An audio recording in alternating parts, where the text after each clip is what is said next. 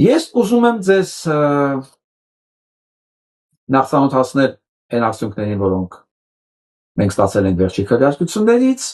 եւ այսպես ապրիլի 19-ի դրությամբ ես հարցում եի դրել ռեյտինգի առումով 8200 մասնակից ունենք,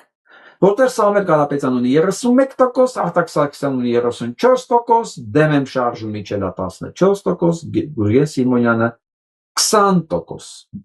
Շատ քիչ առավելությամբ այստեղ առաջի տեղում Արտակ Սարգսյանը 34%, զգալի տարբերությամբ ամենաներկևումը Դեմեմը եւ մի քիչ ավելի շատ ունի Գուրգեն Սիմոնյանը։ Ես դրանից հետո դրել եմ նոր,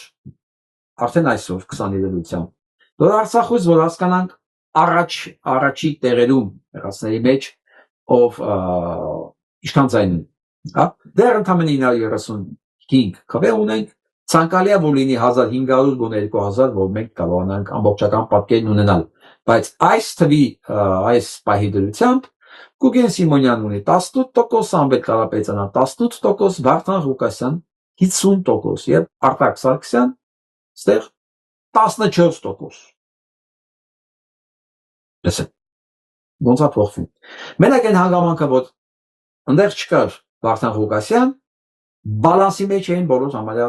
տեխնատուները 30%-ի 20%-ի սահմաններում, բայց հենց Վարդան Ղուկասյան դնում ենք թվերը սա են ասում։ Միանգամից Վարդան Ղուկասյանը մենակ ունի այնքան փաստորեն քվե, ինչքան 3 տեխնատուները իրար հետ։ Սա այսօրվա վիճակով, ես չգիտեմ մեկ շաբաթ հետո ինչ կլինի, բայց հաղորդման վերջում նորից կվերադառնանք այս քվեարկության, տեսնենք 1000-ը անցնելու 1500 մասնակցի պարագայում որքան է լինելու այս ձայների հարաբերությունը։ Հետո նոր ես խոսք եմ տալի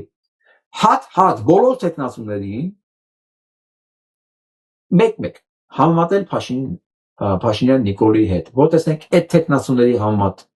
ինչքան է Փաշինյան Նիկոլի ռեյտինգը, եւ ընդհանրապես կա տեխնատու, որ ավելի ցածր ռեյտինգ ունի, քան Փաշինյան Նիկոլ։ Իսկ հիմա գնանք մնացած նորություններին։